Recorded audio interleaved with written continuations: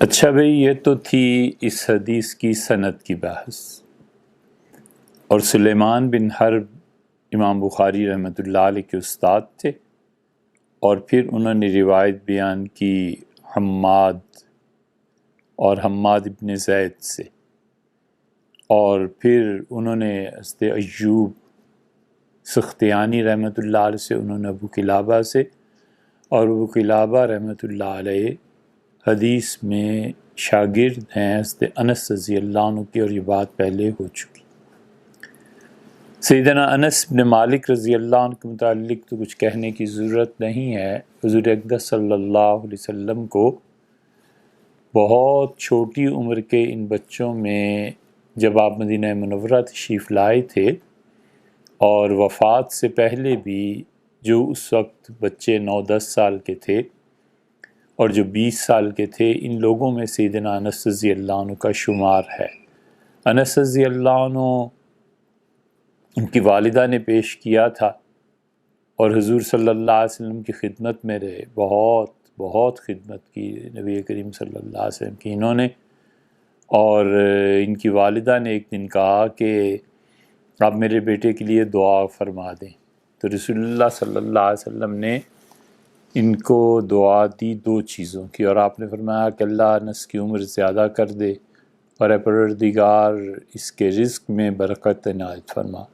تو انس رضی اللہ عنہ کہتے تھے کہ میرے لیے دعا فرمائی تھی رزق کی، اور رزق دیکھو تو میرا اتنا ہے کہ مدینہ منورہ میں کھجوریں اور لوگوں کے ہاں سال میں 1 مرتبہ آتی ہیں، اور میرے ہاں 2 مرتبہ پیدا ہوتی ہیں۔ اور اولاد کا پھر پوچھنے لگے تو کہنے لگے کہ 120 پوتے پوتیاں نواسے نواسیاں سب ملا کر وہ ہیں جن کو میں دفن کر چکا ہوں، اور باقی کہاں کہاں اولاد پھیل گئی۔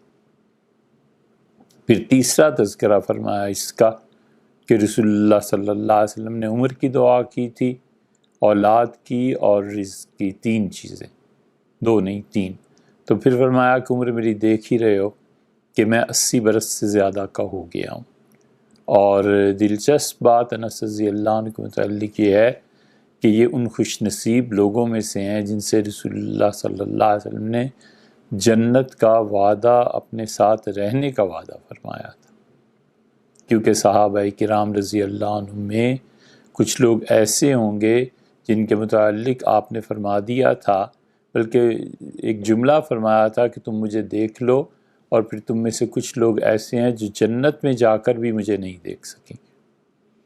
یہ بات ام المومنین ام سلمہ رضی اللہ عنہ نے ایک دن بیان کر دی۔ سیدنا عمر رضی اللہ عنہ ننگے پاؤں امیر المومنین بھاگے، اور جا کے ام سلمہ رضی اللہ عنہ کو کہا کہ آپ نے یہ کہا ہے؟ ان کا جی میں نے سنا تھا، حضرت فرماتے تھے۔ تو انہوں نے قسم دی کہ مجھے بتاؤ کہ میں ان میں سے تو نہیں ہوں۔ تو انہوں نے اطمینان دلایا اور کہا آپ ان میں سے نہیں ہیں، اور میں آپ کے بعد کسی کو بھی اس سوال کا جواب نہیں دوں گی۔ تو اس وجہ سے صحابہ کرام رضی اللہ عنہ میں رسول اللہ صلی اللہ علیہ وسلم سے محبت اور تعلق تھا، اسی وجہ سے انس رضی اللہ عنہ کہتے ہیں کہ رسول اللہ صلی اللہ علیہ وسلم نے مجھ سے فرمایا تھا کہ مجھے قیامت میں میرے پاس آ جانا۔ تو میں نے عرض کیا آپ کہاں ہوں گے؟ فرمایا حوض کوثر پہ۔ میں نے کہا وہاں بھی نہ ہو؟ تو فرمایا جہاں لوگوں کے اعمال تلیں گے وہاں بھی۔ میں نے عرض کیا کہ وہاں بھی نہ ہو؟ تو آپ نے فرمایا جہاں میں موقف میں کھڑا ہوں گا شفاعت کے لیے وہاں۔ میں نے کہا فرمایا نہیں، 3 جگہوں میں سے ایک جگہ ضرور ہوں گا۔ اور پھر انس رضی اللہ عنہ کو ہاتھ پکڑ کر کہا کہ یوں میں تمہیں لے جاؤں گا پروردگار عالم کے پاس، اور میں کہوں گا کہ میرا خادم ہے انس، اسے میرے ساتھ جنت میں بھیج دے۔ انس رضی اللہ عنہ کا بڑا مقام تھا، اور وہ جو ظالم تھا اس امت کا حجاج ابن یوسف، اس نے سب سے زیادہ ظلم ان پہ کیا تھا، یہاں تک کہ ان کی گردن پر مہر لگا دی، ان کے ہاتھوں پر مہر لگا دی، اور کہا کہ کوئی بھی انس سے جو تعلق رکھے گا اس کو سزا ملے گی۔ تو انس رضی اللہ عنہ گویا کہ تنہائی کا شکار ہو گئے تھے، تنہا رہ گئے تھے۔ تو انس رضی اللہ عنہ تو یہ ہیں۔ اب یہ حدیث کی سند کی بحث پوری ہوئی، اور ہم نے جانا کہ اس حدیث میں کوئی شخص ایسا نہیں ہے جس پہ ہاتھ انگلی رکھی جا سکے کہ یہ آدمی اس کے کردار میں جھول ہے، یہ آدمی اس کے کردار میں کوئی ضعف ہے، یہ آدمی اس کا حافظہ خراب ہو گیا تھا، یہ آدمی جو تلقین کو قبول کر لیتا تھا، یعنی کسی نے آ کے کچھ سکھا دیا، پڑھا دیا تو اس کو قبول فرما لیتے تھے۔ یہ تو اگر اسماء الرجال اور حدیث کی اقسام یہ کتابیں آپ نے پڑھی ہوں تو پھر پتہ چلے گا کہ بہت سے لوگوں کی روایت اس لیے رد کر دی جاتی ہے کہ اس کے متعلق یہ آتا ہے کہ لوگوں نے اسے آ کر پڑھا دی تھی یہ پٹی، یہ بات سکھا دی تھی، لہٰذا اس نے اس بات کو لے لیا، تو اس وجہ سے بھی وہ پھر حدیث تو قابل قبول نہیں رہتی۔ لیکن اس سارے راویوں میں، اس تمام روات میں کوئی بھی ایسا نہیں ہے جس پہ حرف حرف کہا جا سکے، جس پہ انگلی رکھی جا سکے۔ جب یہ بات پوری ہو گئی اور حدیث کی سند کی بحث بس ختم ہو گئی۔ یاد رکھنا چاہیے کہ جتنی بھی ہم نے ذکر کیا ہے اس میں کہ اسے اتنے سو حدیثیں یاد تھیں، اتنے سو، تو محدثین کی اصطلاح میں حدیث کہتے کس کو ہیں؟ ایک ہے حدیث کی سند اور ایک ہے حدیث کا متن، ٹیکسٹ۔ محدثین جب کہتے ہیں کہ اس کو اتنی یہ حدیثیں یاد تھیں تو اس کا مطلب یہ نہیں ہوتا کہ ٹیکسٹ اتنے یاد تھے، اس کا مطلب یہ ہوتا ہے کہ اس کو سندیں اتنی یاد تھیں۔ مثلا ابو قلابہ رحمۃ اللہ علیہ انس رضی اللہ عنہ سے روایت کرتے ہیں، کیا ابو قلابہ نے کسی اور صحابی رضی اللہ عنہ سے بھی سنا ہے؟ کیا ابو قلابہ رضی اللہ عنہ کا تیسرا استاد بھی ہے، چوتھا بھی ہے، پانچویں صحابی رضی اللہ عنہ بھی ہیں؟ تو ابو قلابہ یہ نہیں کہیں گے، آگے وہ حدیث یہی بیان کریں گے، لیکن وہ کہیں گے کہ میرے پاس 5 احادیث ہیں، اس کا مطلب ہے کہ 5 سندیں ہیں۔ اب حضرت ابو قلابہ رحمۃ اللہ علیہ سے اس حدیث کو کس سے سنا؟ امام بخاری رحمۃ اللہ علیہ یہاں لائے ہیں کہ ان سے اس حدیث کو ایوب سختیانی رحمۃ اللہ علیہ سنا۔ اب ایوب سختیانی کے ساتھ 10 آدمی اگر اور بیٹھے ہوئے ہوں گے تو وہ 10 کے 10 کہیں گے کہ ہم نے اس حدیث کو ابی قلابہ رحمۃ اللہ علیہ سے سنا۔ اب یہ حدیث کی 10 سندیں ہوں گی۔ ان 10 آدمیوں نے اپنے اپنے شہروں میں بیان کیا، فرض کیجئے ہر ایک کے پاس 100 تھے تو یہ 1000 ہو گئے، 1000 آدمیوں نے بیان کرنا شروع کر دیا، کسی کو یاد رہے کہ یہ 1000 آدمی اور 1,00,000 ہو گئی۔ اس طرح حدیثوں کی سند حدیث کہلاتی ہے۔ اس لیے جو کہتے ہیں کہ اس کو اتنے لاکھ احادیث یاد ہیں، اس کو اتنے لاکھ احادیث یاد ہیں، تو اس کا مطلب یہ ہے کہ اسے پورا سلسلہ یاد ہے کہ میرے اساتذہ کون تھے، ان کے اساتذہ کون تھے، ان کے اساتذہ کون تھے، تو اس لیے اس کو کہتے ہیں حدیث۔ اور افسوس یہ ہوتا ہے کہ جو لوگ حدیث پہ انکار کرتے ہیں اور جو حدیث پر اعتراضات کرنے میں پیش ہیں، ان میں سے اکثریت یہ جانتی ہی نہیں ہے کہ حدیث کا محدثین کیا مطلب کیا ہوتا ہے۔ وہ سمجھتے ہیں ٹیکسٹ حدیث ہے، محدثین کیا سند حدیث ہوتی ہے۔ وہ سند پہ نظر رکھتے ہیں کہ یہ سند کسی کے خلاف تو نہیں، یہ سند اس میں کوئی عیب تو نہیں، راوی کوئی کمزور تو نہیں آ گیا۔ اس لیے اسناد جب بدلتی ہیں تو کبھی کبھی راوی مختلف الفاظ بھی بیان کر دیتے ہیں۔ یہ کس دن انشاءاللہ آپ کے سامنے عرض کریں گے کہ یہ جو روایت امام بخاری رحمۃ اللہ علیہ لائے ہیں، اس روایت میں مسلم میں کیا الفاظ آئے ہیں، اس روایت میں نسائی میں کیا الفاظ آئے ہیں۔ اس لیے یاد رکھو، کسی شخص کو حدیث پہ فتویٰ دینا جائز نہیں ہے جب تک کہ حدیث کے تمام طرق اس کے علم میں نہ ہو۔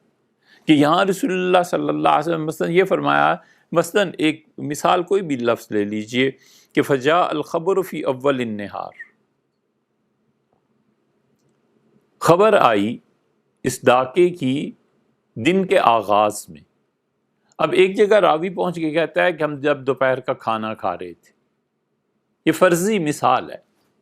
ایک جگہ راوی کہتا ہے کہ ابھی ہم لیٹے ہی تھے کھانا کھا کے، اوقات مختلف ہو گئے نا۔ اب جس آدمی کو پتا ہوگا کہ اس روایت میں فلاں جگہ یہ آیا ہے، اس روایت میں فلاں جگہ یہ آیا ہے، اس روایت میں فلاں کتاب میں فلاں الفاظ آئے ہیں، اس شخص کے لیے جائز ہوگا کہ وہ حدیث کے مطابق فتویٰ دے، اور اگر اس کے علم میں نہیں ہے تو اسے اس میدان میں محنت کرنی چاہیے، کام کرنا چاہیے، اس کے لیے جائز ہی نہیں ہے کہ وہ فتویٰ دے، حرام کام کرے گا، کبیرہ گناہ کا کام کرے گا۔ اگر وہ حضرت رسالت پناہ صلی اللہ علیہ وسلم کی ایک حدیث دیکھ لی بخاری میں اور بس یہ تو محدث اعظم ہو گئے، یہ تو اتنے بڑے ہو گئے، اسی سے پوچھو کہ یار یہ روایت اگر مسلم میں آتی ہے تو اس میں کوئی تبدیلی بھی ہے؟ ہم انشاءاللہ عرض کریں گے، دکھائیں گے کتاب آپ کو مسلم میں کیا تبدیلی ہے۔ تو سند یہاں پہ پہنچ کے مکمل ہو گئی۔ اس حدیث کی تخریج کر لیتے ہیں، یہ دوسرا مرحلہ آ گیا۔ حدیث کی تخریج کا مطلب یہ ہے کہ اس حدیث کو لایا کون کون ہے اپنی کتابوں میں۔ امام بخاری رحمۃ اللہ علیہ اس حدیث کی روایت کرتے ہیں، مسلم رحمۃ اللہ علیہ روایت کرتے ہیں، ابو داؤد روایت کرتے ہیں، ترمذی روایت کرتے ہیں، امام طحاوی رحمۃ اللہ علیہ اس حدیث کے راوی ہیں، اور جتنا آپ صحیح کتابیں دیکھیں گے امام احمد ابن حنبل رحمۃ اللہ علیہ اس حدیث کے راوی ہیں، مصنف عبد الرزاق میں یہ حدیث آئی، ان تمام کتابوں میں ابن ابی شیبہ رحمۃ اللہ علیہ وہ بھی اس حدیث کو نقل کرتے ہیں، اور مسلم کے الفاظ اس حدیث میں بدلے ہوئے ہیں، نسائی کے الفاظ بدلے ہوئے ہیں، ابو داؤد کے الفاظ بھی کچھ اور ہیں۔ اب یہ تین کتابوں کے نام لیے نا، مسلم، نسائی، ابو داؤد، ان احادیث کا متن جب ہم آپ کے سامنے رکھیں گے تو آپ کو پتہ چلے گا کہ یہاں پر حضرت انس رضی اللہ عنہ جو بیان کیا ہے یا آگے کے راوی جو چیز بیان کر رہے ہیں وہ دیگر کتابوں میں آئی ہے، تو اس کو بھی اور اس کو بھی اور اس کو بھی اور اس کو بھی، ان سب کو ملا کر ایک متن تیار ہوتا ہے کہ اچھا یہ بھی اسی حدیث میں ہے، اچھا یہ بھی اسی حدیث میں، اچھا وہاں کے راوی کون۔ تو اسی حدیث پہ فتویٰ دینا کوئی آسان نہیں ہے کہ میں نے بخاری شریف پڑھ لی اور اس میں یہ لکھا تھا، آپ نے مسلم بھی پڑھی ہوتی نا ساتھ، آپ نے امام طحاوی رحمۃ اللہ علیہ کو بھی پڑھا ہوتا، میں نے جی فلاں حدیث میں ابو داؤد میں یہ روایت دیکھی اور وہاں یہ لکھا تھا، ابو داؤد کی روایت کے ساتھ بھیا آپ نے اور کتابوں کو بھی دیکھا ہوتا، ابو داؤد رحمۃ اللہ علیہ کی اس روایت پر بحث کیا ہے نہیں جانتے لوگ، اس لیے ڈائریکٹلی حدیث پہ عمل کرنا اور اس پہ فتویٰ دینا یہ حرام کاموں میں سے ایک ہے، اور حرام کا لفظ کوئی چھوٹا نہیں ہے۔ آدمی کو اللہ سے ڈرنا چاہیے، جب تک حضور اقدس صلی اللہ علیہ وسلم کی کسی بھی حدیث کے تمام طرق اور یہ چیزیں معلوم نہ ہوں اس بحث میں پڑھنا ہی نہیں چاہیے۔ اس اصول کی بعد میں آپ کو بہت وضاحت ملے گی۔ اچھا، اس کی تخریج ہو گئی کہ امام مسلم، امام احمد ابن حنبل، ترمذی، ابو داؤد، نسائی، ابن ماجہ، ابن ابی شیبہ، مصنف عبد الرزاق سب اس حدیث کو لائیں اور ایک سے ایک عمدہ سند ہے، جیسے یہ بہت عمدہ سند ہے۔ امام بخاری رحمۃ اللہ علیہ کی بہت قابل قدر کاموں میں سے اور چیزوں میں سے یہ ہے کہ ایسی سند سے انہوں نے نقل کیا ہے کہ کوئی اس پہ حرف نہیں آ سکتا، کوئی انگلی نہیں رکھ سکتا کہ فلاں راوی میں فلاں کمی۔ پھر آگے چلیے، کہتے ہیں کہ کوشش کرتے ہیں کہ آج اس حدیث کو 2 مرتبہ اور پڑھیں۔ پہلی مرتبہ میں اس حدیث میں جو مشکل الفاظ آئے ہیں نا اس کی تشریح چاہیے، مشکل الفاظ کو سمجھنا چاہیے۔ سیدنا انس ابن مالک رضی اللہ عنہ فرماتے ہیں کہ قدم اناسن، کچھ لوگ آئے۔ یہاں پر یونینی رحمۃ اللہ علیہ نے نمبر 3 دیا ہے، اور نمبر 3 پہ حاشیے میں انہوں نے لکھا ہے کہ یہاں جو لفظ ناسن اناسن ہے اس کی بجائے اگر تم دیکھو گے دوسری جگہ کشمہینی نے وہاں پر لفظ ناسن لکھا ہے، صرف الف کا فرق ہے، اناسن اور ناسن دونوں کا مطلب لوگ، پیپل، لیکن ایک الف کے حمزہ کے فرق کی وجہ سے انہوں نے فوراً حاشیے پہ لکھا کہ فلاں جگہ پر یہ ہے اور فلاں جگہ پر یہ ہے، وہ بھی بخاری اور ہے یہ بھی بخاری، لیکن اس کے نسخوں میں اختلاف ہے کہ کسی نے ایک حرف بڑھایا ہے، کم کیا ہے، کیا کیا ہے۔ تو کہتے ہیں قدم اناسن، لوگ آئے، من عقلن، عقل سے، او ارینا یا ارینا سے۔ یہ جو شک پیدا ہو رہا ہے نا کہ عقل کے لوگ تھے یا ارینا کے لوگ تھے، یہ شک سیدنا انس رضی اللہ عنہ کا نہیں ہے۔ محققین کہتے ہیں کہ یہ اصل میں شک پیدا ہوا ہے حماد کو، اور حماد نے یہ روایت بیان کی کہ عقل کے لوگ تھے یا ارینا کے لوگ تھے۔ اس کا حل آسان یہ ہے کہ اصل میں افراد تو ارینا کے تھے اور عقل والے چونکہ ساتھ تھے، اس لیے انہوں نے کہہ دیا کہ عقل سے اتنے لوگ آئے اور ارینا سے اتنے لوگ آئے، دونوں کے تھے۔ ارینا جو تھے یہ قحطان قبیلہ تھا، اس سے تعلق رکھتے تھے، اور یہ عقل جو تھے یہ عدنان کی اولاد تھی، تو اس لیے 4 آدمی ارینا کے تھے، 3 آدمی عقل کے تھے، 4 اور 3 7 ہو گئے۔ ایک آدمی اور تھا ان کے ساتھ، اس کا نام پتہ نہیں چل سکا، 8 آدمی تھے۔ تو انہوں نے عقل اور ارینا 2 قبیلوں کا نام لیا۔ جب اس کی تشریح آئے گی تو پھر اس پہ بات کریں گے۔ عقل جو ہے یہ لغوی بحث میں اگر آپ دیکھیں تو عقل ایک قبیلہ تھا۔ اصل میں عقلہ کا مطلب ہوتا ہے کہ کسی چیز کو جدا کرنا اور اس کے بعد پھر اسے اکٹھا کر لینا، اقال۔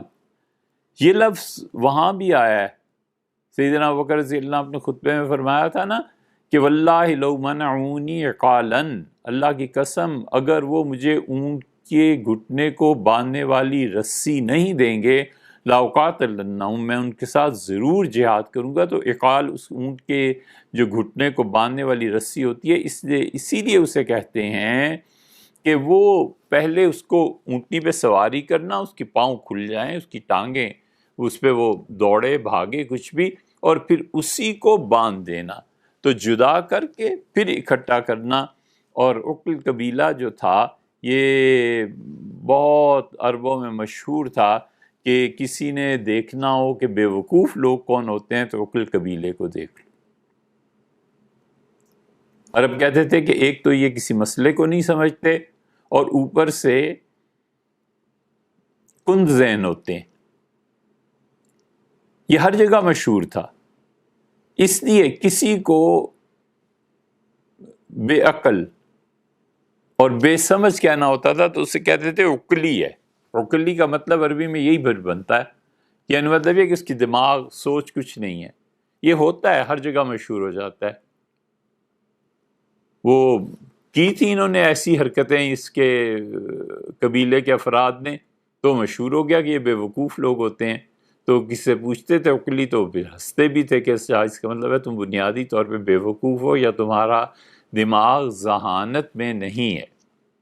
آپ کسی کوئی مثال لے لیں، اب بھی دنیا میں مثالیں پائی جاتی ہیں، یعنی ہمارے یہاں مثلاً کہتے ہیں کہ یہ گجراتی ہے تو کہتے ہیں جوتے چور ہوگا، تو ایک مشہور ہو جاتی ہے چیز، حقیقت میں اس کا تعلق ہے نہیں ہے لیکن مشہور ہو جاتی ہے۔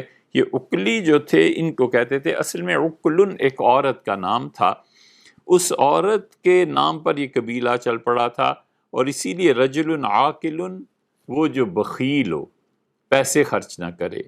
اسی طرح ان کے قد بھی چھوٹے تھے تو اس وجہ سے اور بھی بدنام ہو گئے کہ چھوٹے قد والے بخیل لوگ وہ کہتے تھے یہ عاقل ہے، مطلب یہ ہے کہ اسی قبیلے سے تعلق رکھتا ہے۔ تو یہ قبیلہ تھا، عرب تھے، اس میں سے لوگوں نے اسلام بھی قبول کیا، مگر اصل لغوی معنی اس کے یہ ہیں۔ تو عقل قبیلے سے کچھ لوگ آئے، وہ ایک عورت سے شادی تھی ان کے کسی سردار کی، اور وہ بے وقوفی کی حرکتیں کرتی تھی، تو لوگوں نے اسے دیکھا تو لوگوں نے کہنا شروع کیا کہ اب جو اولاد اس سے جنم لے گی نا وہ اس سے بھی احمق ہوگی، تو لہٰذا ان کا نام ہی عقل پڑ گیا۔ او ارینا، یا ارینا کے لوگ آئے۔ حقیقت یہ ہے کہ جن نسخ میں یا جس جگہ وا ارینا ہے وہ صحیح ہے زیادہ، کیونکہ وا ارینا واو عاطفہ ہو گیا نا، کہ عقل اور ارینا کے لوگ آئے، اور ان میں سے 3 آدمی عقل سے تھے اور 4 آدمی ارینا کے تھے، 7 اور 8واں ایک اور آدمی تھا۔ ارینا کیا چیز ہے؟ ارینا مدینہ منورہ کے قریب ایک گاؤں ہے، ارن کہتے ہیں عربی میں شیر کو۔ تو بہت بہادر لوگ تھے۔ ارن کا اصل اس سے بھی پیچھے چلے جائیں تو اس کا معنی ہوتا ہے نرم، اور جو اونٹ کے ناک میں ایک لکڑی کا ٹکڑا ڈالتے تھے اسے قابو کرنے کے لیے، وہ نرم بھی ہوتی تھی لکڑی، کیونکہ اونٹ کے ناک میں ڈالتے تھے تو کہیں ناک چھل نہ جائے، زخمی نہ ہو جائے، تو اس لیے اسے یہ بھی کہتے تھے عرن، اونٹ کے ناک کی لکڑی جو تھی وہ ایران کہلاتی تھی، اور عرین کچھار جہاں پہ شیر ہو۔ اور جہاں اب مسجد قباء بنی ہوئی ہے، اللہ تعالیٰ حفاظت فرمائے، اس مسجد سے کچھ دور ہی یہ رہتے تھے۔ تو ارینا قبیلے کے تھے اور اسی طرح عقل کے تھے، اور وہ آئے فاجتووا المدینہ، اور مدینہ منورہ میں جب پہنچے تو انہیں پیٹ کی بیماری لگ گئی۔ مدینہ منورہ میں پہنچے تو پیٹ کی بیماری لگ گئی، اس لیے کہ یہ اس آب و ہوا کے ساتھ اپنے آپ کو ایڈجسٹ نہیں کر سکے۔ فاجتووا المدینہ، اصل میں یہ لفظ لکھا ہے جون سے، جیم واو اور چھوٹی ہے، جیسے موسیٰ، عیسیٰ۔ تو جون جو ہے پیٹ کی بیماری، کسی آدمی کے منہ سے آہیں نکلنے لگیں، ہائے ہائے یہ اس طرح کی آوازیں آنے لگیں، تو اس کو عربی میں یہ کہتے ہیں۔ اب وہ یا تو پیٹ کی بیماری کی وجہ سے ہے، یا کسی کے عشق اور محبت میں ستایا ہوا ہے اور وہ آہیں بھر رہا ہے اپنے محبوب کے لیے۔ یہ ہے وہ جون کی بیماری جو انہیں ہو گئی تھی۔ اور جب اصل میں آپ نے اردو میں بھی سنا جو سما، یعنی آسمان اور زمین کے درمیان جو گیپ ہے، جو ہوا نے پر کر رکھا ہے، اسے اردو میں بھی تو کہتے ہیں جو، آسمان کے جو میں، پرانی اردو میں۔ تو جون یہ ایک بیماری تھی جنہیں ہو گئی تھی، اور بیماری کے علاوہ اس کا دوسرا پہلو یہ ہے کہ کسی کی عشق اور محبت میں وہ جو عاشق ہے یا جو محبت کر رہا ہے وہ آہیں بھرنے لگے۔ قرآن کریم میں بھی آیا ہے حضرت سیدنا ابراہیم علیہ السلام کے متعلق کہ ان ابراہیم الاوّاہ، اور ابراہیم اللہ کی یاد میں بہت آہیں بھرنے والے تھے۔ اللہ کو یاد کر کے ان کے سینے سے ایسے آوازیں آتی تھیں، ہائے ہائے کرتے تھے اللہ کی یاد میں۔ اور یہ وہاں بھی آیا ہے لفظ، عبد الرحمن کہتے ہیں کہ میرے والد جب گھر آتے تھے تو آہیں بھرتے تھے، قاسم رحمۃ اللہ علیہ۔ تو میں نے کہا کہ ما اخرج ھذا منک الا جوا، والد ہی آپ کے منہ سے اور کوئی ان آہوں کے علاوہ کوئی چیز ہی نہیں نکلتی، ہائے ہائے آپ کرتے، آہ کرتے رہتے ہیں، اس کے علاوہ کوئی بات نہیں نکلتی۔ یہ عبد الرحمن کہتے تھے کہ میں نے اپنے والد کو دیکھا جب گھر آتے تھے آہیں بھرتے تھے۔ کون کے والد تھے؟ قاسم۔ اور قاسم کون تھے؟ یہ محمد کے بیٹے تھے۔ اور محمد کون تھے؟ یہ سیدنا ابو بکر رضی اللہ عنہ کے بیٹے تھے، قاسم بن محمد بن ابو بکر۔ اور اللہ کی یاد میں، اللہ کی محبت میں ایسے پگھل گئے تھے کہ وہ اللہ سے ملنے کی تمنا، تعالی شانہ کے حضور میں جانے کی تمنا، اللہ سے ملاقات، اللہ کے سامنے اپنے حال و احوال کو رکھنا، ان پہ عشق الہی اتنا غالب آ گیا تھا کہ ان کے منہ سے یہ آوازیں آتی تھیں۔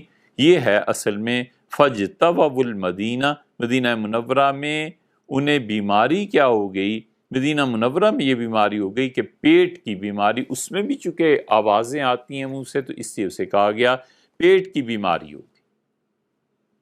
اس کی تشریح میں آگے آتے ہیں، ابھی تو فی الحال اس حدیث کے مشکل الفاظ کی تشریح کر رہے ہیں۔ ہمارے یہاں سند پہ بحث ہوتی ہے، ہمارے اساتذہ رحمہ اللہ نے جو پڑھائی تھی بخاری شریف، وہ اسی طرح کرتے تھے کہ سند پہ بحث کرتے تھے، پھر تخریج پہ بحث کرتے تھے، پھر حدیث کے مشکل الفاظ پہ بحث کرتے تھے، پھر حدیث کا مفہوم اور اس میں جو بھی چیزیں انہوں نے بیان فرمانی ہوتی تھی بیان فرماتے تھے، اور اس کے بعد جا کر فقہی احکامات کو کہتے تھے کہ فقہ کی کیا کیا چیزیں اس حدیث سے ثابت ہوتی ہیں۔ اس لیے یہ سفر اگرچہ کٹھن ہے لیکن شاید دلچسپ ہو، تو ساتھ چلتے رہیے۔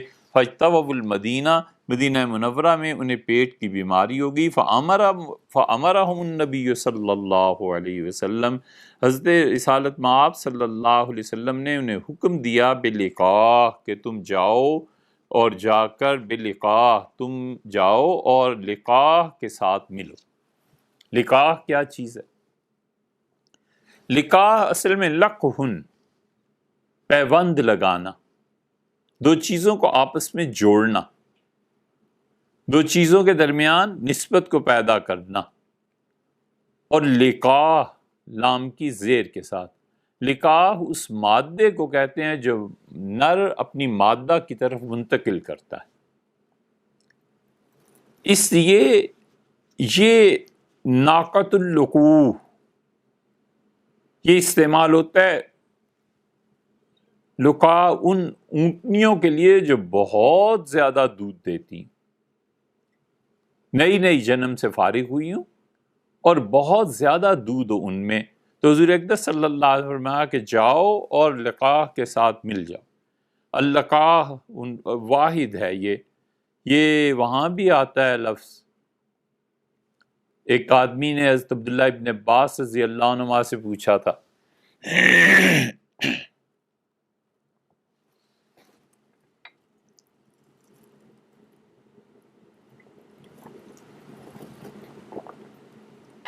بہت سادہ آدمی تھا، اس نے کہا ایک مرد نے ایک عورت سے شادی کی، پھر اس کے یہاں ایک لڑکا ہوا، پھر دوسری سے کی، پھر اس کے یہاں ایک بیٹی ہوئی، تو کیا یہ بیٹی اور وہ بیٹا لڑکا جو ہے ان کا نکاح جائز ہے؟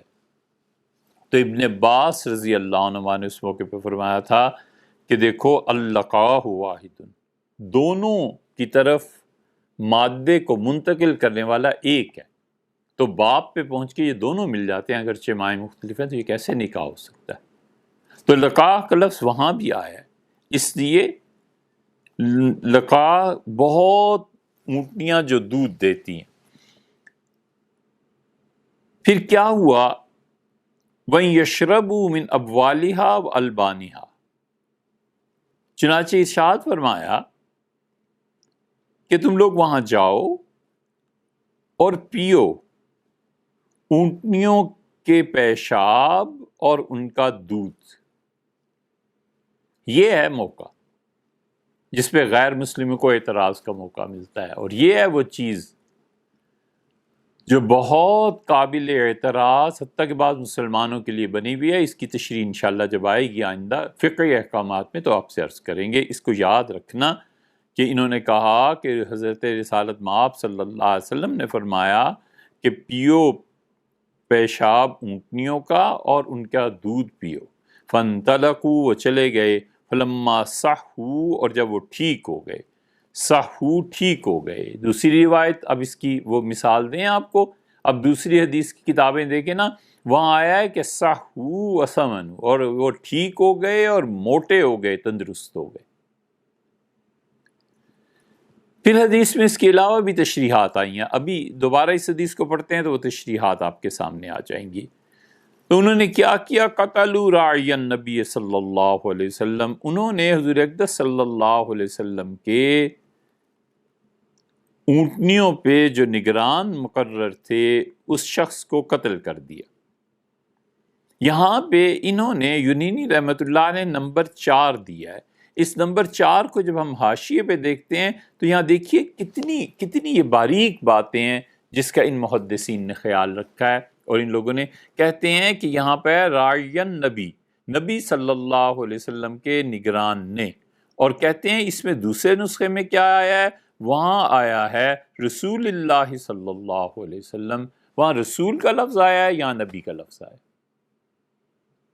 اس لیے جو کہتے ہیں نا کہ حدیث میں تعریف ہو گئی اور روایتوں کا پتہ نہیں چلتا، اور یہ انہیں کیا معلوم کہ حضور اقدس صلی اللہ علیہ وسلم کے موتی اور ہیرے لوگوں نے کس نزاکت کے ساتھ پروئے ہیں اور امت تک کس ایمانداری کے ساتھ الفاظ پہنچائے ہیں۔ ایک جگہ آ گیا کہ راعی النبی، اور دوسری جگہ آ گیا النبی صلی اللہ علیہ وسلم، ایک جگہ آ گیا یہ جو ہمارے سامنے نسخہ پیش نظر، اس میں آ گیا نبی صلی اللہ علیہ وسلم، اور وہ کہتے ہیں دوسرے نسخے میں آیا رسول اللہ صلی اللہ علیہ وسلم۔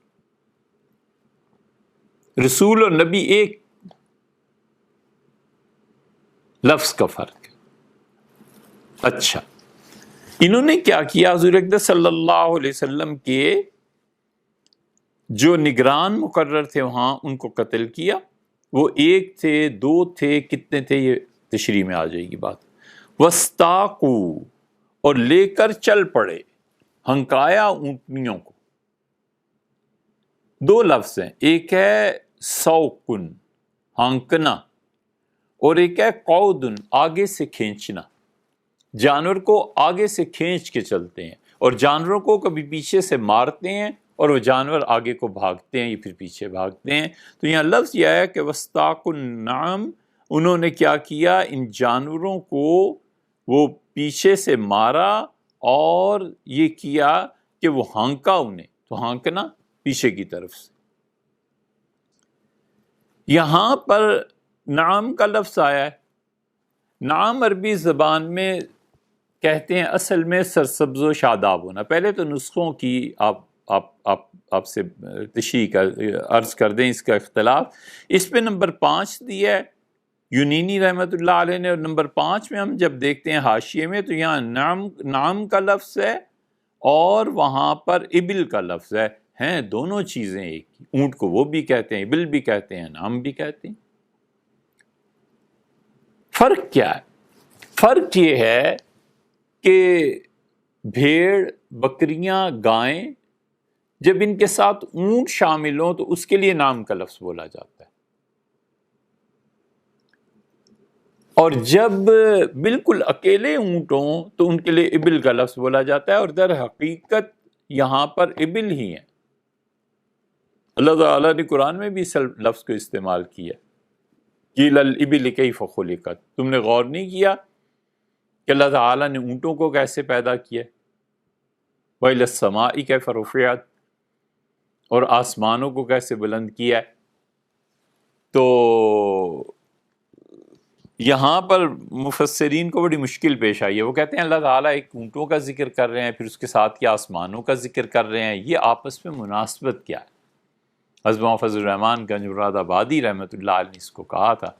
ایک صاحب آئے تھے حضرت رحمۃ اللہ علیہ کے پاس۔ یہ ہوتا ہے ایک نشہ، ایک کبر، ایک خمار مولوی کا کہ میرے جیسا تو کوئی دنیا میں نہیں ہے۔ تو حضرت رحمۃ اللہ نے فرمایا کہ ابل کس کو کہتے ہیں؟ اب انہیں سیدھی سادھی یہی بات پتا تھی کہ اونٹوں کو کہتے ہیں، تو ہنسے اور فرمایا یہ اونٹوں کا تذکرہ ایک آیت میں، اگلی آیت میں آسمانوں کا تذکرہ، یہ سب کیا ہے؟ 4 چیزوں کا تذکرہ فرمایا۔ تو حضرت نے فرمایا یہ کیا ہے؟ چپ ہو گئے۔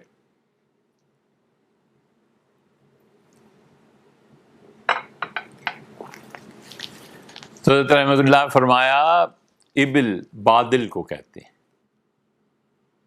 بادل بھی عربوں کے لیے بہت بڑی نعمت تھا، اس کے لیے بھی ابل کا۔ تو فرمایا اس کا ترجمہ یوں کرو کہ لوگوں تم نے بادل کو نہیں دیکھا، بادل کو نہیں دیکھا ہم نے کیسے پیدا کیا، اور تم نے آسمان کو نہیں دیکھا کیسے، وَإِلَى الْأَرْضِ كَيْفَ سُطِحَتْ، تو زمین پہ غور نہیں کیا کیسے بچھائی۔ تو زمین، آسمان، بادل، یہ ساری چیزیں ایک سیکوینس میں آ جاتی ہیں، ایک ترتیب میں آ جاتی ہیں۔ اور صاحب حیران ہوئے کہ حضرت رحمۃ اللہ علیہ کی اس صوفی کی رحمہ اللہ تعالی کیسی گہری نظر ہے۔ تو اس لیے نعم جو ہے یہ کہتے ہیں اس جانوروں کے مجموعے کو جس میں اونٹ، بکریاں، گائے وغیرہ یہ شامل ہوتی ہیں۔ لیکن ابل کا لفظ جو ہے نا وہ خاص طور پہ اس حدیث میں جس نسخے میں آیا ہے وہ یہاں سے زیادہ واضح چیز ہے، کیونکہ حضور اقدس صلی اللہ علیہ وسلم جو بھیجا تھا یا وہ اپنی تمنا سے گئے تھے، یہ تشریح میں آ جائے گی بات، تو وہ اصل میں گئے تھے اونٹوں کے یہاں۔ نعم کا لفظ نعمن، سرسبز، شاداب، ہرا بھرا، بہت زیادہ طبیعت کو خوش کر دینے والا، بہت زیادہ نفع بخش، یہ سب اسی میں آتے ہیں۔ اسی لیے نعومہ عربی میں نرماہٹ، کسی چیز کا ملائم ہونا، ملائمت۔ نعم ہاں، اور نعیم عین کے زیر کے ساتھ۔ عبداللہ ابن زبیر رضی اللہ عنہ کے بیٹے کہتے تھے کہ ہم جب بڑے ہوئے تو ہم نے قریش کے بڈھوں سے سنا، بوڑھے بہت طویل عمر کے تھے، وہ نام نہیں کہتے تھے، وہ نعیم کہتے تھے، عین کی زیر کے ساتھ۔ اتنے حساس تھے یہ لوگ اپنی زبان میں کہ وہ اس کو محفوظ رکھتے تھے۔ یہ اب دنیا میں آپ کہیں سفر کریں تو برطانیہ اور امریکہ کے درمیان اور اختلافات میں ایک زبان کا بھی بڑا اختلاف ہے۔ امریکنز کیسے بولتے ہیں، وہ کیسے بولتے ہیں، بچوں کو دیکھیں کبھی تو وہ کہتے ہیں یہ لفظ ایسے نہیں ایسے ہے، وہ کہتے ہیں یہ لفظ ایسے نہیں ایسے ہے۔ یہ ان قوموں میں ہوتا ہے جن میں کمانڈ ہوتی ہے، جو جوان ہوتے ہیں، جو اپنی اقدار کی حفاظت کرتے ہیں، اپنی زبان، اپنی تہذیب، اپنا رہن سہن، اپنا رنگ ڈھنگ وہ محفوظ کر کے رکھتے ہیں تاکہ آئندہ نسلوں تک منتقل کر سکے کہ دیکھو یہ لفظ نہیں بولنا وگرنہ تم برٹشر مانے جاؤ گے، اور یہ لفظ نہیں بولنا وگرنہ تم امریکن مانے جاؤ۔ سیدنا عمر رضی اللہ عنہ کے ساتھ بھی ایسے ہوا تھا۔ سیدنا عمر رضی اللہ عنہ کے پاس کچھ لوگ آئے تھے تو حضرت عمر رضی اللہ عنہ نے کہا کہ فلاں کام کر دو، تو انہوں نے کہا کہ نام، ہاں اب ترجمہ کر رہے ہیں ہم نام کا۔ انہوں نے کہا ہاں مطلب کر دیں گے۔ سیدنا عمر رضی اللہ عنہ کا نام کہتے ہو نعیم کہو۔ نعیم کا مطلب کیوں نہیں، نعیم کا مطلب جی حضور ضرور، نعیم جو آپ فرمائیں۔ کتنا فرق ہے ہاں اور جی۔ آپ بچوں میں دیکھیں، آپ کوئی بات پوچھیں، بعض بچے کہتے ہیں ہاں اور بعض بچے کہتے ہیں جی۔ تمیز کا فرق ہے نا، تربیت کا فرق ہے نا۔ تو زبان پہ اسی لیے زور دیا جاتا ہے کہ زبان عکاسی کرتی ہے کہ اس کی تہذیب اور تربیت کہاں ہوئی ہے۔ سیدنا عمر رضی اللہ عنہ نے اسی لیے فرمایا کہ نام کہتے ہو مطلب ہاں یہ کیا زبان ہے، نعیم کہو، یہ کیوں نہیں، جی حضور بالکل جیسے آپ فرمائیں۔ یہ اس ترجمے کا فرق ہے۔ لیکن یہ ہوتا اس وقت ہے جب مائیں زبان کو جانتی ہوں، اور مائیں جب نوکریاں کرنے لگیں تو ان کی زبان خالص تھوڑی رہتی ہے۔ مثلاً وہ بینک میں جاتی ہیں، مثلاً وہ وکیل ہیں، مثلاً وہ کسی شعبے میں کام کرتی ہیں، تو وہ اپنی زبان کو وہاں سے لے کر آئیں گی، خالص زبان۔ اب بھی پنجابی، اردو ان بڈھی عورتوں کی ہے جو اپنے گاؤں سے کبھی نہ نکلی ہوں، پٹھانیاں ہیں، تو خالص وہ زبان بولیں گی جو انہوں نے اپنے آبا و اجداد سے لی ہے۔ تو یہاں پر لفظ آیا ہے کہ وَاسْتَاقُ النَّعَامَ، انہوں نے کیا کیا کہ ہانکنا شروع کیا، پیچھے سے مارنا شروع کیا یا اونٹوں کو لے گئے۔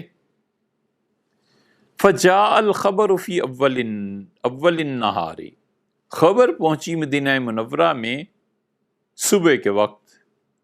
فَبَعَثَ فِي آثَارِهِمْ، تو حضرت رسالت مآب صلی اللہ علیہ وسلم نے ان کے آثار، ان کے جو نشانات تھے اس پہ دوڑایا، لوگوں کو بھیجا، دستہ بھیجا ایک فوج کا۔ فَلَمَّا ارْتَفَعَ النَّهَارُ، اور جب دن مزید طلوع ہوا، سورج مزید چمکا، تو جی بہم، لوگوں کو پکڑا گیا اور لے آئے لوگوں نے پکڑ کے۔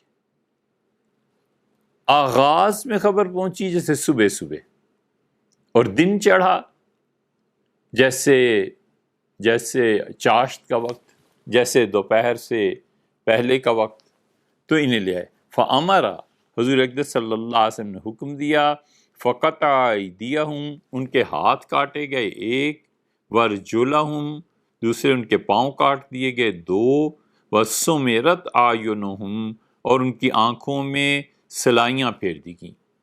یہ سمرت کا لفظ استعمال ہوا ہے، اس کا مطلب یہ ہے کہ سلائیاں تھیں، انہیں گرم کر کے، تیز گرم کر کے ان کی آنکھوں میں لوہے کی سلائی ادھر اور ادھر پھیر دی گئی، جس سے وہ اندھے ہو گئے۔ یہ کیا رسول اللہ صلی اللہ علیہ وسلم نے، اور پھر اس کے بعد وَأُلْقُوا، اور ڈال دیے گئے، فی الحرہ، حرہ ایک وادی، حرہ میں یہ بہت مشہور مقام ہے مدینہ منورہ کا۔ سینکڑوں ہزاروں سال دھوپ نے ان پتھروں کو بالکل سیاہ کر دیا ہے۔ ان پتھروں میں یہ صلاحیت ہے کہ وہ گرمی کو قبول کرتے ہیں۔ بلیک باڈی ریڈیشن آپ نے پڑھا ہوگا یہ چیزیں، تو وہ بہت زیادہ، بہت سیاہ پہاڑ مدینہ منورہ کے ان میں انہیں ڈال دیا گیا۔ یہ وہی حرہ ہے جب اہل مدینہ نے یزید کے خلاف بغاوت کی تھی اور سیدنا حسین ابن علی رضی اللہ عنہما کی شہادت پہ انہوں نے احتجاج کیا تھا، تو اس حرہ کے مقام پر جنگ ہوئی تھی۔ صحابہ کرام رضی اللہ عنہم شہید ہوئے ہیں، بڑے بڑے تابعین شہید ہوئے ہیں یزید کے خلاف، اور حتیٰ کہ وہ کہتے تھے کہ اگر ہم نے کربلا پر احتجاج نہ کیا تو اللہ کی طرف سے پتھر برسیں گے اب آسمان پہ، حضرت رسالت پناہ صلی اللہ علیہ وسلم کے خاندان کے ساتھ یہ ہو اور ہم چپ بیٹھے رہیں۔ یہ وہ چیز کہ کہتے ہیں کہ انہیں حرہ میں پھینک دیا گیا۔ یستسقون، وہ پانی مانگتے تھے، فلا یسقون، اور انہیں پانی نہیں دیا گیا۔ پیاس، گرمی کی شدت، تپتی زمین۔ قال ابو قلابہ، اور ابو قلابہ رحمۃ اللہ علیہ نے کہا کہ فہؤلائی، یہ جو لوگوں کے ساتھ ہوا ہے تو پہلا ان کا جرم دیکھو کہ سرقو، انہوں نے چوری کی ہے، وقتلوا، اور انہوں نے قتل کیا ہے، وکفروا بعد ایمانہم، اور اسلام قبول کرنے کے بعد پھر مرتد ہوئے ہیں، وحاربوا اللہ ورسولہ، اور انہوں نے جنگ کیا اللہ اور اس کے رسول صلی اللہ علیہ وسلم سے۔ 4 جرائم ان کے گنوائے ہیں۔ یہ تو حدیث کی بات آ گئی تشریح لغوی طور پہ کہ اگر کوئی لفظ نہ سمجھ میں آتا ہو تو ان الفاظ پر غور کیا جائے، اور پھر ذہین بچے یہ سوچتے ہیں کہ یہ الفاظ اور کہاں کہاں کتاب و سنت میں آئے ہیں، پھر وہ جان جاتے ہیں، تا دیر ان کے حافظے میں رہتا ہے کہ اچھا اس لفظ کا یہ مطلب ہے، اس لفظ کا یہ مطلب۔ اب آپ نے ایک مرتبہ حدیث پہلے سنی تھی، دوسری مرتبہ اب ہو گئی، اب چلیے اس کی تشریح کی طرف، تیسری مرتبہ ہم اس حدیث کو پڑھتے ہیں۔ کہتے ہیں کہ سیدنا انس ابن مالک رضی اللہ عنہ کہتے ہیں کہ قدم اناس من عقل، عقل قبیلے سے کچھ لوگ آئے، او ارینا، یا ارینا سے کچھ لوگ آئے۔ عقل سے 3 آدمی آئے تھے اور ارینا سے 4 آدمی آئے تھے، اور یہ دونوں آئے ہیں کیونکہ یہ بیمار تھے، اور بنیادی طور پر ان کے قبیلوں میں اونٹنیوں کا دودھ پیا جاتا تھا، اور یہ حضرت رسالت پناہ صلی اللہ علیہ وسلم کے پاس آئے اور بیمار لوگ تھے، اور بیماری نے کیا تھی، دیگر روایات میں آتا ہے کہ انہوں نے سب سے پہلے آ کر اسلام قبول کیا۔ اچھا، اس سے بھی پہلے ایک اور بحث ہے، اسے بھی نپٹا لیں کہ یہ واقعہ پیش کب آیا ہے۔ یہ تاریخ کا حصہ ہے۔ واقعہ پیش آیا ہے، محدثین کا اختلاف ہے اس پہ، لیکن سب اس پہ متفق ہیں کہ 6 ہجری میں یہ پیش آیا۔ 6 ہجری میں پیش آیا، تو 6 ہجری میں کب پیش آیا؟ کچھ کا خیال یہ ہے کہ جمادی الاخری کے بعد شوال میں آیا ہے، اور کچھ کہتے ہیں کہ جمادی الاخری میں آیا ہے، لیکن شوال کی روایت ابن سعد کی ہے، اور اسی پہ ابن کثیر رحمۃ اللہ علیہ لکھا ہے اپنی البدایہ والنہایہ میں۔ بہت سے محدثین اسی طرف گئے ہیں، اور خود حدیبیہ کے بعد اس کو جو نقل کر رہے ہیں امام بخاری رحمۃ اللہ علیہ، وہ اس کے قائل ہیں کہ حدیبیہ کے بعد پیش آیا ہے، یعنی کہیں ذی قعدہ میں،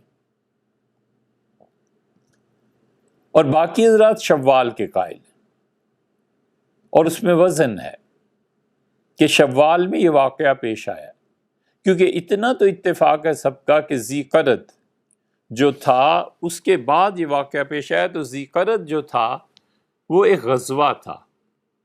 عیینہ بن محسن نے حضور اقدس صلی اللہ علیہ وسلم کی اونٹنیاں تھیں وہاں 20 کے قریب، اور ان میں حضور اقدس صلی اللہ علیہ وسلم کی مشہور اونٹنی عذبہ بھی تھی، اور اس پر ڈاکہ ڈالا اور لے کر چل پڑا۔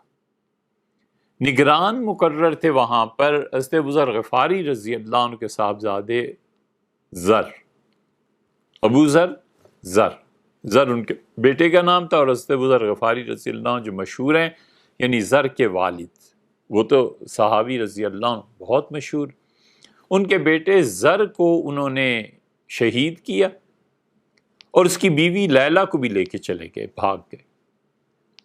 اور وہ دن اصل میں سلمہ ابن اکوع رضی اللہ عنہ کا تھا۔ سلمہ ابن اکوع رضی اللہ عنہ نے آواز لگائی مدینہ منورہ سے کچھ فاصلے پہ، چند میل کے فاصلے پہ، تو انہوں نے کہا کہ لوگو آؤ، میں تو جا رہا ہوں اور لوگو آؤ۔ اس مدد کی آواز کو سن کے حضور اقدس صلی اللہ علیہ وسلم نے خود پہنی وغیرہ اسلحہ لے کے چل پڑے۔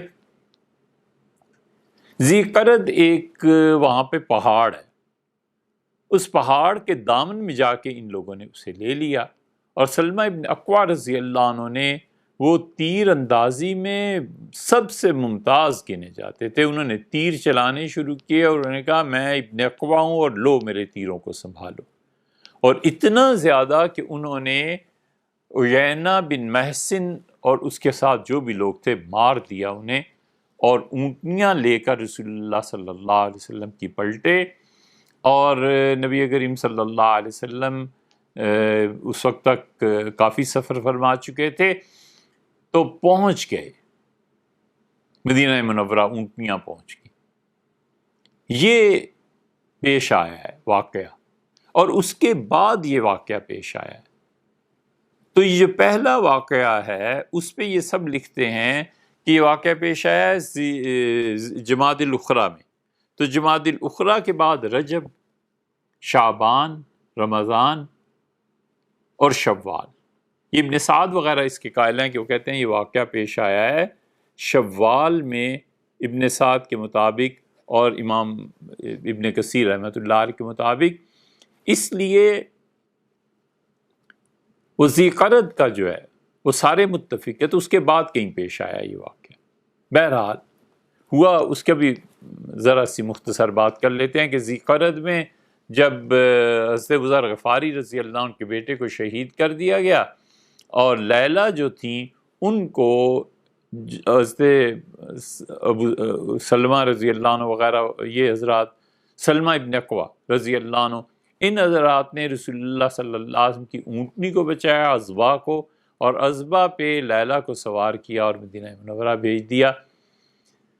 مدینہ منورہ پہنچی ہیں تو رسول اللہ صلی اللہ علیہ وسلم اس وقت تشریف فرما تھے، ان کا استقبال ہوا، حضور صلی اللہ علیہ وسلم کی خدمت میں حاضر ہوئی اور کہا اللہ کے رسول، میں نے نظر مانی تھی کہ اللہ اگر مجھے ان ظالموں سے نجات دے تو یہ جو اونٹنی میری ہے جس پہ میں سوار ہوں، اس کو اللہ کی راہ میں ذبح کروں گی۔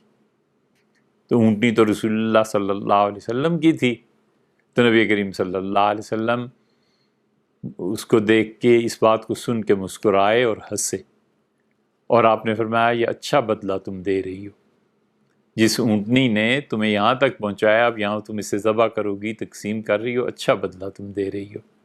اور پھر فرمایا کہ دیکھو اللہ کی معصیت میں کوئی نظر نہیں ہوتی، اللہ کی نافرمانی میں کوئی نظر نہیں ہوتی، اور نہ ہی آدمی ان چیزوں کی نظر مان سکتا ہے جو اس کی اپنی نہیں ہے۔ کیسے خوبصورت جملوں سے دو باتیں سمجھا دیں۔ ایک تو یہ کہ دیکھو یہ اونٹنی آپ کی نہیں ہے، یہ اونٹنی ہماری ہے، تو جو چیز آپ کی ہے ہی نہیں آپ اس پہ نظر کیسے مان رہی ہیں، اور اگر آپ یہ کریں گی تو یہ گناہ ہوگا، اور اللہ کی نافرمانی کو کوئی نظر نہیں ہوتی۔ اور پھر رسول اللہ صلی اللہ علیہ وسلم نے اپنی اونٹنی واپس لے لی۔ یہ غزوہ ذی قرد تھا۔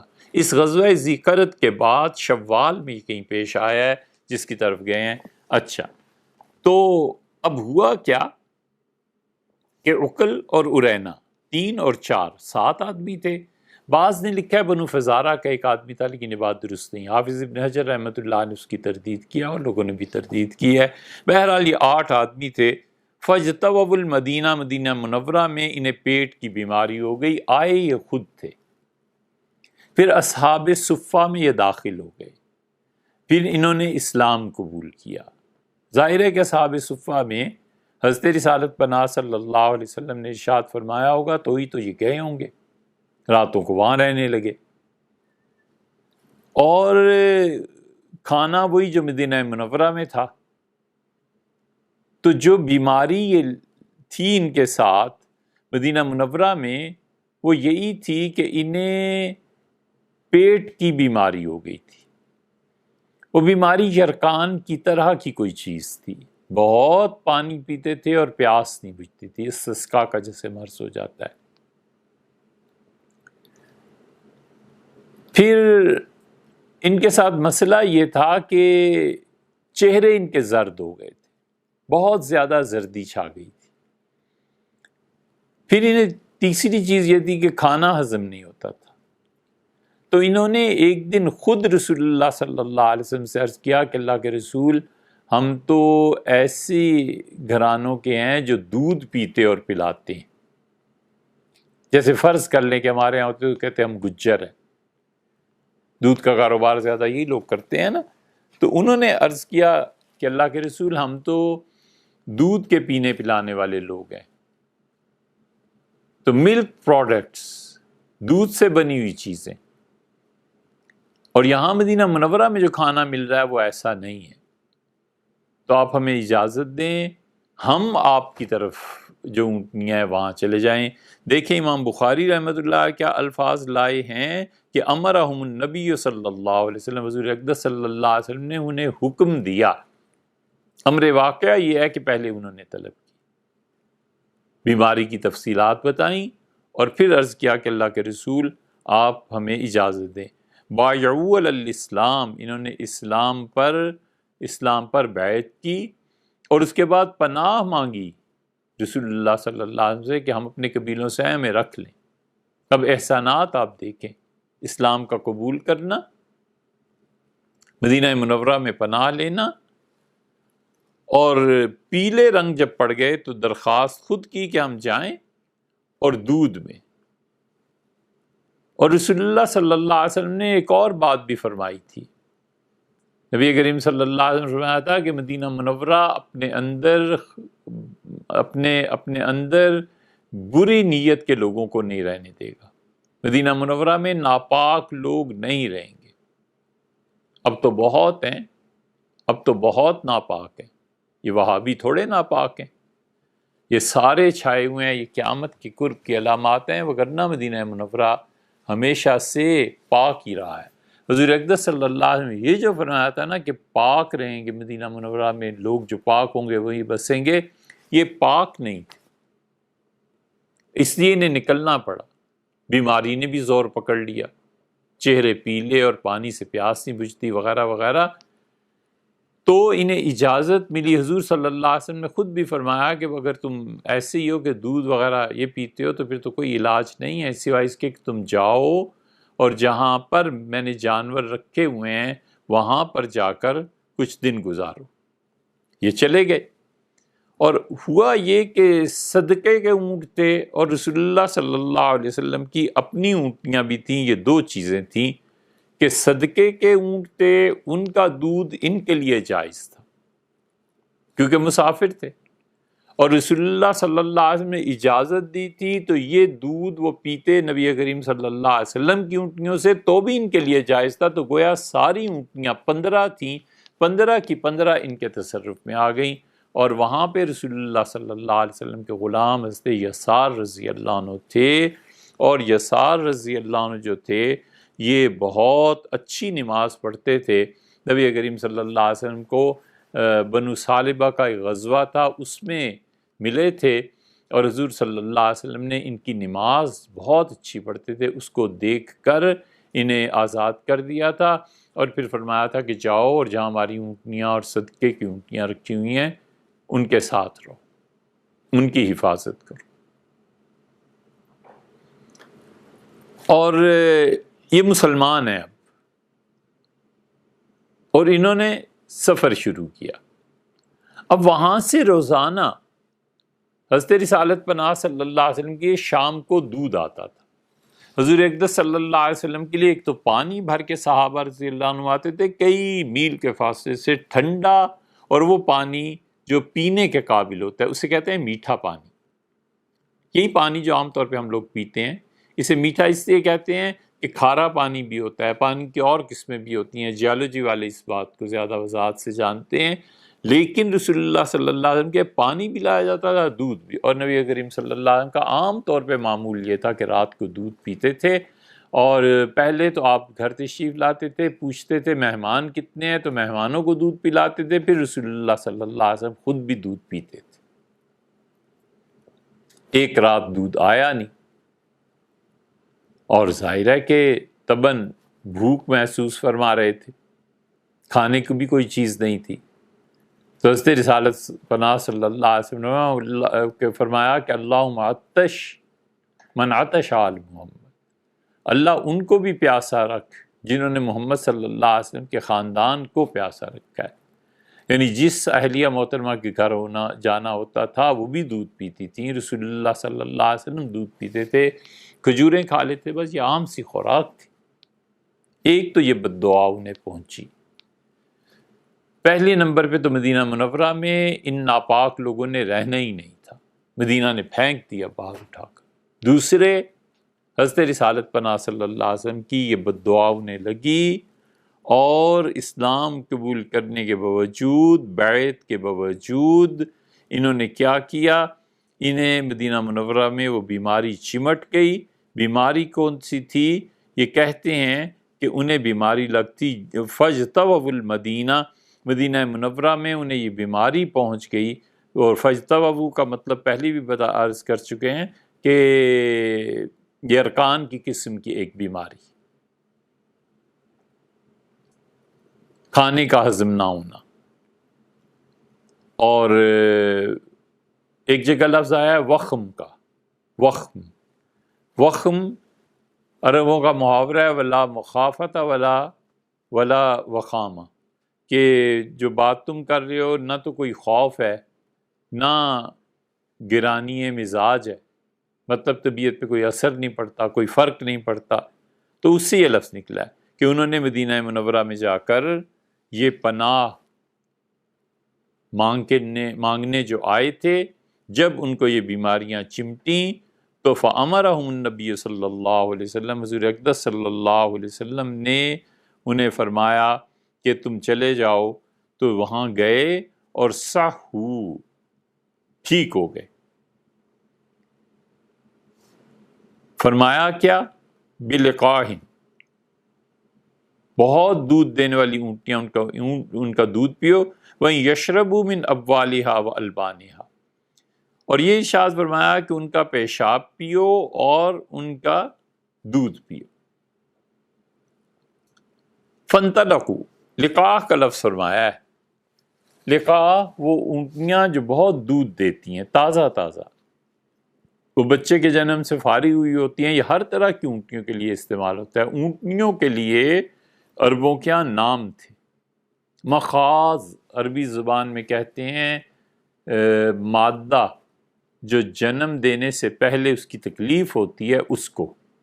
تو عرب پہلی اونٹنی جو پیدا ہوتا تھا بچہ، اس کو کہتے ہیں بنت مخاض، یعنی اس درد ذہ کا نتیجہ جو بچی پیدا ہوئی، جو اونٹنی پیدا ہوئی، جو مادہ پیدا ہوئی، یہ بنت مخاض ہے۔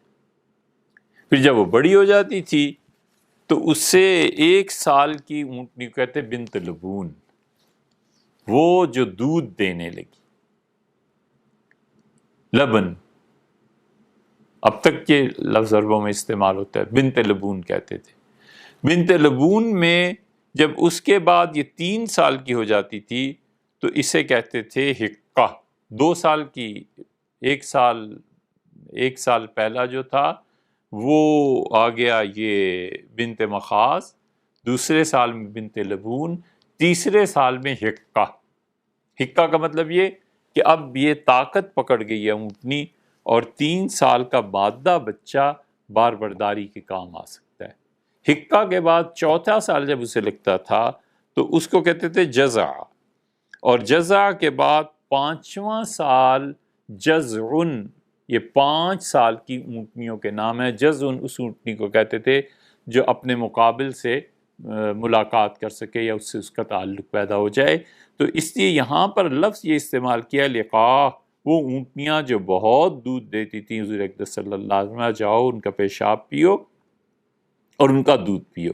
یہ جو پیشاب پینے کا قصہ ہے نا، یہ اصل میں ہے کیا؟ کیا حضرت صلی اللہ علیہ وسلم نے یہ حکم دیا تھا؟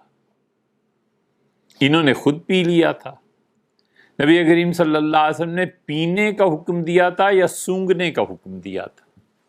یہ سارے سوالات اس پہ اٹھتے ہیں، اور جو لوگ کچھ نہیں جانتے عربی لغت اور ان چیزوں کے متعلق، اور ان کی نظر نہیں ہے کہ حدیث میں کس طرح کے الفاظ آئے ہیں، کس کس کتاب میں یہ الفاظ کس طرح سے آئے ہیں، وہ پھر تنقید کرنا شروع ہو جاتے ہیں۔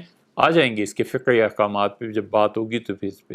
فَانْطَلَقُوا، وہ چلے، فَلَمَّا صَحُّوا، اور جب انہوں نے صحت پکڑ لی۔ اب فرمائش کی تھی خود رسول اللہ صلی اللہ علیہ وسلم سے کہ میں دودھ پلائیں، تو نبی کریم صلی اللہ علیہ وسلم پھر وہاں جا کر رہو، دودھ پیو۔ پھر دوسری کتابوں میں آیا ہے سمنو، اتنا دودھ پیتے رہے کہ موٹے تازے ہو گئے۔ اب ان سب چیزوں کا جواب انہوں نے کیا دیا، حتیٰ کہ ایک جگہ ہے رجعت تلوانہم، ان کے رنگ گورے ہو گئے، پھر گئے، پیلے ہو گئے تھے نا بیماری کی وجہ سے۔ تو ایک تو انہوں نے اسلام قبول کیا، دوسرے دودھ کے لیے کہا، وہ بھی فرمائش پوری ہوئی، اور پھر تیسرے ان کی صحت اتنی اچھی ہو گئی۔ یہ سب چیزیں ہونے کے بعد قتلو، انہوں نے کیا کیا، اچھے تندرست ہونے کے بعد حضور اقدس صلی اللہ علیہ وسلم کے جو وہاں پر مقرر تھے ان کو قتل کیا۔ اور مقرر کون تھے؟ رسول اللہ صلی اللہ علیہ وسلم کے بنو سالبہ میں حضرت یسار رضی اللہ عنہ آئے تھے، بہت اچھی نماز پڑھتے تھے، ان کی نماز ہی کی وجہ سے رسول اللہ صلی اللہ علیہ وسلم نے انہیں وہاں بھیج دیا تھا کہ اللہ کی عبادت کرتے رہو اور ان کی نگرانی کرتے رہو۔ آپ کو معلوم ہے صحابہ رضی اللہ عنہ سے کس نے یہ عادت اپنا لی تھی؟ یہ غلام جب مدینہ منورہ میں آتے تھے نا، منڈیاں لگتی تھیں تو ایک دوسرے سے باتیں تو ہوتی رہتی تھیں، تو وہ کہتے تھے کہ کاش عبداللہ ابن عمر ہمیں خرید لیں۔ ابن عمر رضی اللہ عنہما غلام خریدتے تھے، اور ابن عمر رضی اللہ عنہما جس کو دیکھتے تھے وہ نماز اچھی پڑھ رہا ہے اسے بلا کر آزادی دے دیتے تھے، کہتے تھے دو کی غلامی اچھی نہیں، اللہ کی غلامی میں جاؤ، اچھی عبادت کرو اللہ کی، جاؤ تم آزاد ہو۔ مطلب یہ کہ میں تمہیں کچھ کام کہوں اور تمہارا جی چاہ رہا ہو کہ نماز پڑھو، نفل پڑھو، یا تم نفل میں مشغول ہو اور میرا کام رہ جائے، یہ مناسب نہیں ہے۔ فرماتے جاؤ اللہ کی عبادت کرو، آزاد کیا۔ حتیٰ کہ لوگ تمنا کرتے تھے کہ عبداللہ ابن عمر رضی اللہ عنہ خرید لیں تو آزادی مل جائے گی۔ کسی نے عبداللہ ابن عمر رضی اللہ عنہ سے آ کے کہا کہ حضرت یہ جو غلام آپ کے سامنے اتنی اچھی اچھی لمبی لمبی نمازیں پڑھتے ہیں نا، صحیح اللہ سے محبت کا اظہار عبداللہ ابن عمر کا یہاں ہوتا ہے۔ انہوں نے کہا حضرت یہ آپ کو دھوکہ دیتے ہیں، اس لیے لمبی نمازیں پڑھتے ہیں آپ کے سامنے۔ تو فرمایا اللہ کے لیے دھوکہ دیتے ہیں؟ انہوں نے کہا جی اللہ ہی کے لیے دھوکہ دیتے ہیں، اور کیا اللہ کے کام میں نماز میں دھوکہ دیتے ہیں؟ تو انہوں نے کہا جو ہمیں اللہ کی خاطر دھوکہ دے گا ہمیں اس کا دھوکہ بھی منظور، جو نسبت میرے پروردگار کی طرف ہے نا اس کی نسبت میں عظمت ہے۔ فرمایا مجھے یہ بھی منظور ہے۔ تو یہ تھے غلام یسار۔ اختلاف اس پہ ہوا ہے کہ رسول اللہ صلی اللہ علیہ وسلم کے نے کتنے آدمی بھیجے تھے۔ اس سے زیادہ صحیح قول یہی معلوم ہوتا ہے کہ دو تھے۔ دوسرے کا نام ہمیں باوجود بہت کوشش کرنے کے نہیں مل سکا۔ حافظ ابن حجر رحمۃ اللہ جب پڑھا انہوں نے کہا نہیں تو پھر تو زیادہ مایوسی ہوگی کہ اب نہیں ملتا۔ حافظ ابن حجر رحمۃ اللہ علیہ بڑی نظر تھی ان کی حدیث پہ، تو انہوں نے بھی یہ لکھا ہے، اور بعض کا خیال ہے کہ ایک ہی غلام تھے، لیکن اگر ایک ہی غلام تھے تو مدینہ منورہ کون گیا تھا اطلاع کرنے؟ سوال پیدا ہوتا ہے، اس کا کچھ پتہ نہیں چلتا۔ تو اس لیے جن حضرات نے لکھا ہے کہ دو غلام تھے، ایک یسار رضی اللہ عنہ کو کیا انہوں نے قتل، اور پھر دوسرا جو تھا وہ مدینہ منورہ پہنچا اور اس نے کہا کہ قیامت برپا ہوگی ہے لوگوں، حضور صلی اللہ علیہ وسلم کے غلام یسار رضی اللہ عنہ کو شہید کر دیا گیا ہے۔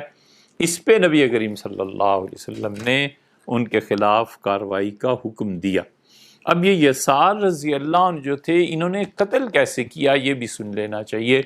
انہوں نے یسار رضی اللہ عنہ کی زبان نکالی، یعنی کوئی گفتگو کوئی بات کرنے کے لیے زبان کو پکڑ لیا۔ یہ اتنے ظالم تھے کہ والعیاذ باللہ سب سے پہلے مرتد ہوئے، یہ 8 آدمی، اس سے بھی پیچھے شروع کریں تو حضور اقدس صلی اللہ علیہ وسلم کی بد دعا بھی تو تھی. یہ یعنی اس بد دعا شام سے شروع کریں، اور اگلے دن فلما ارتفع النہار، جب دن چڑھا تو کیا ہوا، دوسرا آدمی اطلاع لے کے آیا کہ اللہ کے رسول علیہ الصلوۃ والتسلیم یہ ہو گیا ہے. تو انہوں نے ان کی زبان باہر نکال کے پکڑ کے کانٹے اس میں اتار دیے، تاکہ اب ہم جو ظلم اس شخص پہ کریں گے یسار رضی اللہ عنہ پہ، یہ اپنی زبان اندر نہ لے جا سکے، کانٹے آ کے ہونٹوں سے چپک جائیں، اور اگر اندر کھینچنے کی کوشش کرے گا تو زبان زخمی ہو جائے گی اور یہ کانٹے نکالے نہیں جا سکیں. یہ دوسرا جرم ہوا. تیسرا جرم کیا انہوں نے، پہلے حضور اقدس صلی اللہ علیہ وسلم کو دودھ نہیں بھیجا، دوسرے مرتد ہو گئے، تیسرے انہوں نے ان کے ساتھ یہ کیا، اور پھر چوتھے انہوں نے یہ کیا کہ حضرت یسار رضی اللہ عنہ کو قتل کر دیا. پانچویں انہوں نے یہ کیا کہ حضرت یسار رضی اللہ عنہ کی آنکھیں نکال دی، آنکھوں میں بھی کانٹے چبھو دیے. تو بد دعا ہوئی، مرتد ہوئے، زبان میں کانٹے چبھو دیے، آنکھوں کو ضائع کر دیا، ان کو شہید کر دیا. پھر اونٹنیوں کو ہنکا کر لے گئے، اور ہنکانا تو ایک الگ بات ہے کہ چلو وہ چوری ہوتی، انہوں نے ساتویں یہ چیز کی کہ ڈاکہ ڈالا پورا، اور ڈاکے میں اونٹنی کو ذبح کر دیا. چنانچہ آخر پہ آتا ہے کہ جب یہ اونٹنیاں مسلمانوں نے بچا لیں اور یہ ساری اونٹنیاں واپس آئیں، تو حضور اقدس صلی اللہ علیہ وسلم اپنی ہر اونٹنی کا الگ نام رکھتے تھے. آپ نے اپنی اونٹنیوں کو کھڑا کیا اور آپ نے کہا ہنا کہاں ہے. ہنا رسول اللہ صلی اللہ علیہ وسلم کی وہ اونٹنی تھی جو بہت زیادہ انہیں راحت پہنچانے والی، دودھ دینے والی تھی، اور ہنا کو ہی انہوں نے ذبح کر دیا. ذبح کر کے گوشت بھی آپس میں تقسیم کر لیا. یہ ڈاکہ تھا، یہ سارے جرائم ان کے تھے. حضور اقدس صلی اللہ علیہ وسلم پہ اعتراضات ان مستشرقین کو اور مغربی ممالک والوں کو اٹھتا ہے کہ وہ یہ کر دیا، یہ کر دیا، جو وہ کر کے گئے تھے اس کا نہیں پتہ چلتا.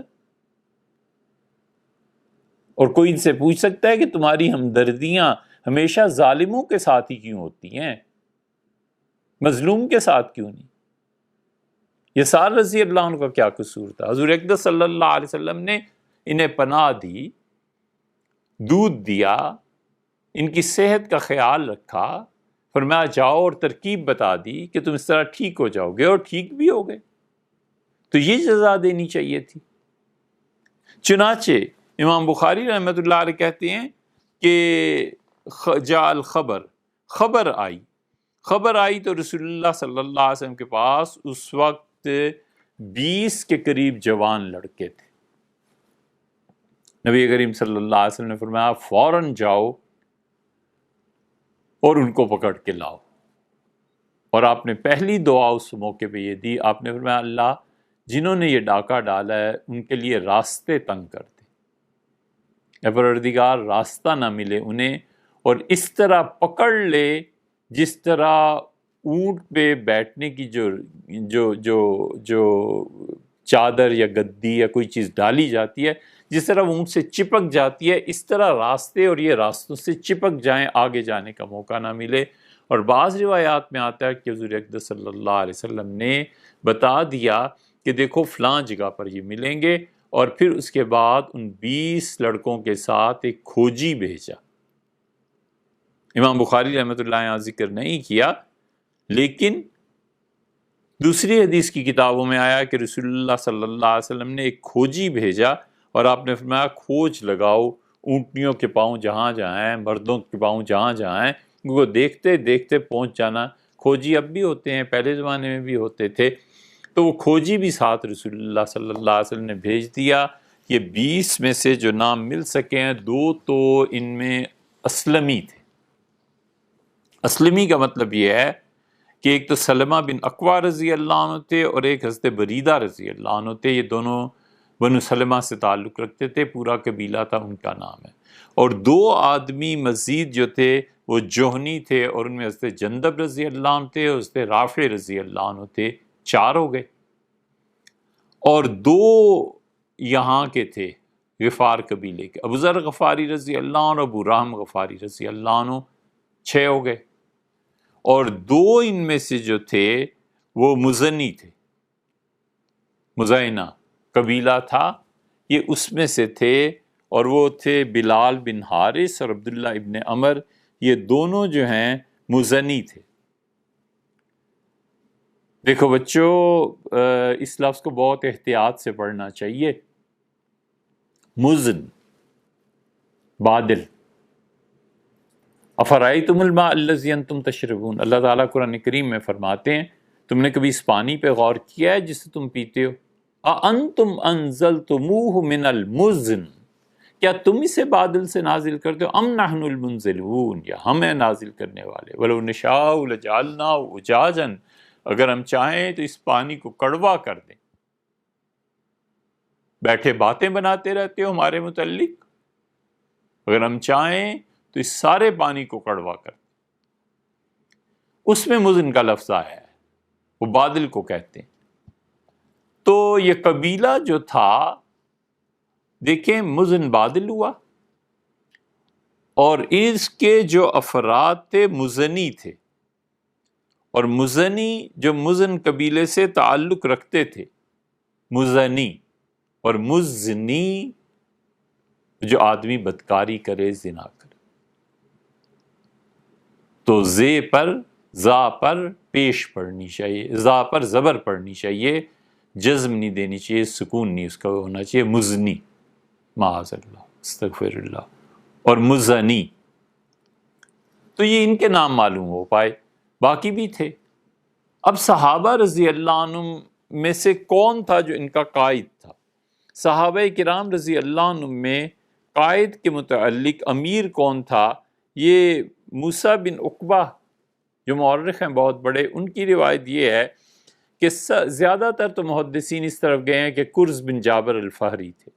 کرز بن جابر رضی اللہ عنہ اسی کچھ عرصہ پہلے ہی ایمان لائے تھے. پھر خالد بن ولید رضی اللہ عنہ کے ماتحت تھے اس دستے میں جو فتح مکہ کے موقع پہ تھا. اور کرز بن جابر الفہری رضی اللہ عنہ اور ان کے ساتھ ایک اور دوست تھا، یہ دونوں فتح مکہ کے موقع پہ اپنی فوج کے حصے سے جدا ہو گئے تھے، بھول گئے تھے راستہ. جب آگے گئے تو قریش مکہ نے ناکہ باندھا ہوا تھا، وہاں پہ لڑائی ہوئی تھی. ان کا ساتھی شہید ہو گیا، اور انہوں نے اس کی لاش بچانے کی غرض سے اسے اپنے پاؤں کے درمیان لٹا لیا، اور پھر لڑتے رہے. پھر وہ بھی شہید ہو گئے تھے. بعد میں ان کی حضور اقدس صلی اللہ علیہ وسلم کو اطلاع دی گئی تھی. تو لوگوں کا خیال عام طور پہ یہ ہے کہ کرز بن جابر رضی اللہ عنہ نے اس کی کمانڈ کی تھی. دوسری روایت حضرت سعد اشہلی کی آتی ہے، لیکن بہت کمزور بات ہے. سعد اشہلی گئے ہوں گے، ممکن ہے گئے ہوں، لیکن یہ کہ مشکل ہی ہے ان کا اس میں جانا، اور اس کی وجوہ مورخین نے گنوائی ہیں. تیسری روایت حضرت جریر رضی اللہ عنہ کی آتی ہے. جریر رضی اللہ عنہ کی روایت کا ماننا تو بہت ہی مشکل ہے. جریر رضی اللہ عنہ کی، انہوں نے اسلام کب قبول کیا تھا یہ بھی تو سوچنا چاہیے نا. تو جریر رضی اللہ عنہ کے اسلام ابن عبد البر نے لکھا ہے کہ حضور اقدس صلی اللہ علیہ وسلم کی وفات سے 40 دن پہلے وہ مسلمان ہوئے تھے. ایسے ہو ہی نہیں سکتا. اس لیے کہ دوسری طرف اب یہ ہے نا، حدیث پہ نظر ہو تو پھر پتہ چلتا ہے، کیونکہ دوسری روایت میں آتا ہے کہ حضور اقدس صلی اللہ علیہ وسلم کے ساتھ انہوں نے حج کیا ہے، تو اور مدت بڑھ جاتی ہے، کم سے کم بھی 3 مہینے ہو جاتے ہیں. پھر یہ خود کہتے ہیں کہ جب نجاشی کا انتقال ہوا تو حضور صلی اللہ علیہ وسلم نے فرمایا کہ تمہارا بھائی نجاشی، اس کا انتقال ہوا ہے، اور چلو اٹھو جنازہ پڑھیں. تو یہ تو نجاشی کا انتقال تو کوئی 9 ہجری میں ہوا ہے. جریر رضی اللہ عنہ اس وقت مسلمان تھے، اور اس سے پہلے کہیں یہ واقعہ ہوا ہے 6 ہجری میں. درمیان کے سالوں میں جریر رضی اللہ عنہ نہیں ہے۔ جریر رضی اللہ عنہ کو قدیم الاسلام مانا جائے تو اگرچہ حنفیہ کے بعض مسائل پہ اس کی جا کر زد پڑتی ہے، لیکن کیا کریں، جریر رضی اللہ عنہ ایسے آدمی تھے کہ رسول اللہ صلی اللہ علیہ وسلم کے جو خوبصورت ترین لوگ تھے ان میں سے ایک تھے، اور دو باتیں وہ خود اپنے متعلق کہتے تھے ما حجبنی رسول اللہ صلی اللہ علیہ وسلم، حضور اقدس صلی اللہ علیہ وسلم نے کبھی بھی ایسے نہیں ہوا کہ مجھ سے پردہ فرما لیا ہو، یعنی میں بیٹھتا تھا بیٹھے رہتے تھے، یہ نہیں ہوتا تھا کہ اٹھ کے گھر چلے جائیں، یہ کبھی نہیں میرے ساتھ ہوا۔ حاضر ہوئے تھے حضور اقدس صلی اللہ علیہ وسلم، فرمایا تھا کہ کیوں، ان کا اسلام قبول کرنا ہے۔ پھر حضور اقدس صلی اللہ علیہ وسلم نے فرمایا تمہاری دو عادتیں اللہ کو بہت اچھی لگتی ہیں، ہر کام وقار سے کرتے ہو، ٹھکانے سے کرتے ہو، اور دوسری جو تم میں برداشت کی قوت ہے نا، یہ اللہ کو بہت اچھی لگتی ہے۔ انہوں نے پوچھا کہ اللہ کے رسول یہ میری تربیت کی وجہ سے ہے یا فطری طور پہ پیدائشی؟ آپ نے پیدائشی طور پہ تم ایسے، اور یہ پھر کہتے تھے کہ کبھی ایسے نہیں ہوا کہ اتنے سالوں میں میں حضور صلی اللہ علیہ وسلم کی خدمت میں جب بھی آیا ہوں ہمیشہ آپ مجھے دیکھ کے مسکراتے رہے ہیں۔ یہ غالباً یہ ایک ایسی چیز ہے جس میں کوئی صحابی رضی اللہ عنہ کا شریک اور سہیم نہیں ہے۔ کہتے تھے کبھی ما حجبنی، کبھی مجھ سے پردہ نہیں فرمایا، اور کبھی ایسے نہیں ہوا کہ میں حاضر ہوا ہوں تو حضور اقدس صلی اللہ علیہ وسلم نے مجھے دیکھ کے ہنسے نہ ہو، تبسم نہ فرمایا۔ اور یہ خوشیاں تھیں حضور اقدس صلی اللہ علیہ وسلم کی، ان کے ساتھ محبت تھی، شفقت تھی، اتنے خوبصورت تھے کہ سیدنا عمر رضی اللہ عنہ کے زمانے میں جہاد پہ جو لڑکے جا رہے تھے وہ لنگی تہمت باندھتے تھے، اور جسم کا معائنہ ہوتا تھا کہ وہ لڑائیاں آج کل جیسی تھوڑی ہی تھیں، وہ تو ہوتی تھی، قوت اور طاقت جوانوں کی دیکھی جاتی تھی۔ سیدنا عمر رضی اللہ عنہ جب جریر کو دیکھا ان کے پورے جسم کو تو واپس پلٹے بعد میں معائنے کے، اور فرمایا لوگ حضرت یوسف علیہ السلام کے حسن کی تعریف کرتے ہیں، جریر کو دیکھو کیسا ہے۔ سیدنا عمر رضی اللہ عنہ نے الفاظ فرمائے، ان کے لیے بڑی منقبت کی بات ہے۔ تو جریر رضی اللہ عنہ گئے ہوں یہ بھی ممکن نہیں ہو سکتا۔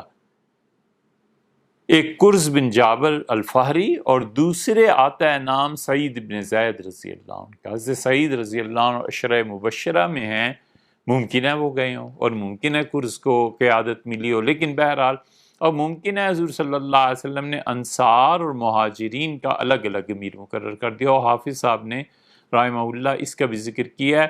بہرحال یہ 20 تھے جو گئے اور انہوں نے جا کر انہیں پکڑ لیا، تو سعد اشلی 1 اور جریر 2 اور یہ قرز اور سعید 4 نام آئے ہیں، تو چاروں کی تشریح ہم نے آپ سے عرض کر دی۔ تو حضور اقدس صلی اللہ علیہ وسلم نے کیا کیا، یہ پکڑے گئے، جب دن چڑھے یہ لائے گئے ہیں، تو حضور اقدس صلی اللہ علیہ وسلم نے ان کو سزائیں دی ہیں۔ ان کے جرائم کتنے تھے؟ قتل کا جرم کیا، اس کے عوض میں قتل ہوئے۔ آنکھیں انہوں نے صحابہ یسار رضی اللہ عنہ کی نکالی تھی نا۔ دوسری چیز، ان کی آنکھوں میں سلائیاں پھیری گئیں۔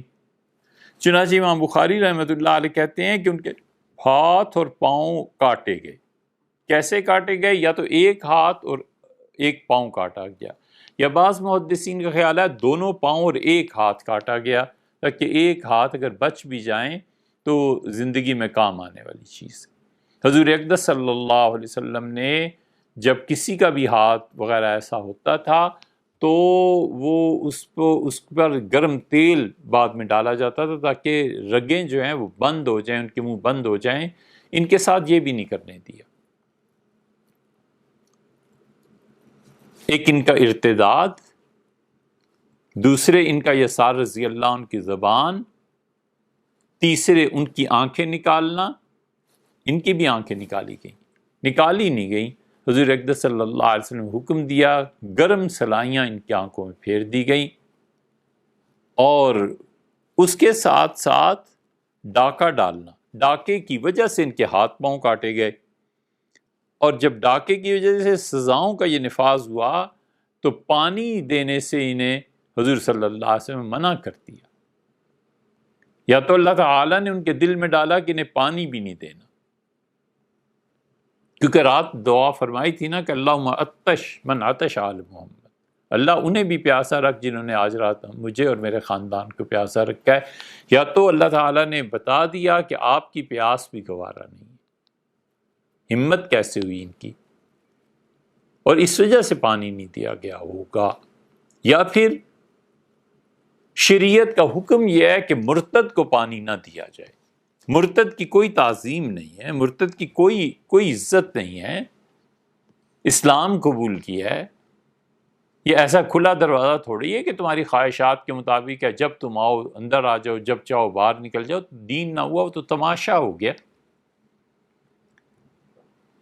تو رسول اللہ صلی اللہ علیہ وسلم نے جتنی بھی نئے سزائیں دی ہیں یہ سب آپ دیکھتے چلے جائیں۔ ہاتھ پاؤں کیوں کاٹے؟ اس لیے کہ قرآن میں آیا ہے، اللہ تعالیٰ نے فرمایا جو ڈاکہ ڈالے ان کے ہاتھ پاؤں کاٹو، چھٹے پارے میں سورہ مائدہ میں آ جائیں گے اس پہ انشاءاللہ بات۔ ان کی آنکھیں نکالی گئیں اسی وجہ سے، ان کو قتل کیا گیا، اور رسول اللہ صلی اللہ علیہ وسلم حرہ کی وادی میں پھینک دو، اور نبی کریم صلی اللہ علیہ وسلم سنا وہ پانی مانگ رہے تھے، اپنے میں النار، جہنم میں جاؤ، آگ دیں تمہیں،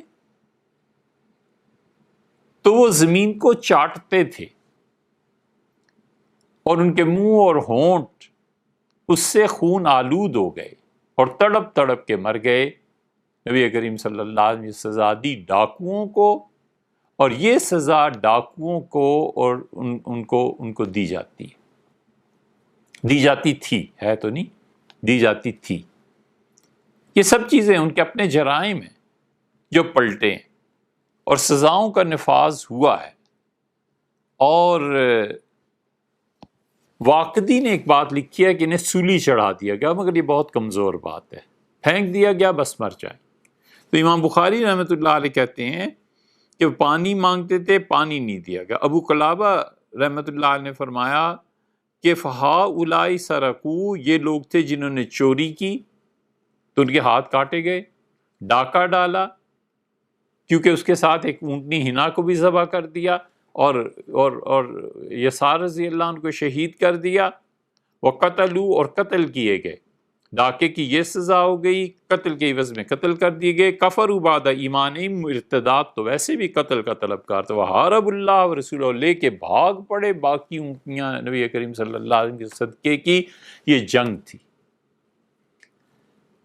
اس لیے آپ محدثین کی ساری تصریحات اور ان چیزوں کو دیکھیں تو ان کے جرائم گنتے ہیں، اور جرائم میں گنتے ہیں چار، یہاں سے ابو قلابہ رضی اللہ عنہ نے گنے ہیں۔ وہ کہتے ہیں کہ ایک ڈاکہ، ایک قتل، ایک کفر ایمان کے بعد، اور چوتھے ڈاکہ ڈالنا، لڑنا اللہ اور اس کے رسول صلی اللہ علیہ وسلم سے۔ حفوہ کا نام آپ نے سنا ہے؟ حفوات کہتے ہیں بچوں کی باتیں، پاگلوں کی باتیں، بے وقوف کی باتیں۔ تو یہ تو طے شدہ بات ہے کہ انہوں نے قتل کیا ایک۔ دوسرے انہوں نے ان کی آنکھیں نکالی، یسار رضی اللہ عنہ، یہ بھی طے شدہ بات ہے۔ اونٹنی ذبح کر دی بغیر اجازت کے، بھی طے شدہ بات ہے۔ ارتداد چوتھا جرم ہے، اور بھاگ کھڑے ہوئے باقی اونٹنیوں کو لے کے، ان کا پانچواں جرم ہے۔ حفوہ ہم ان چیزوں کو کہتے ہیں جو اپنی طرف سے رائے جو ہے ہماری حفوات ہی ہیں، بچوں کی باتیں ہیں، پاگلوں کی۔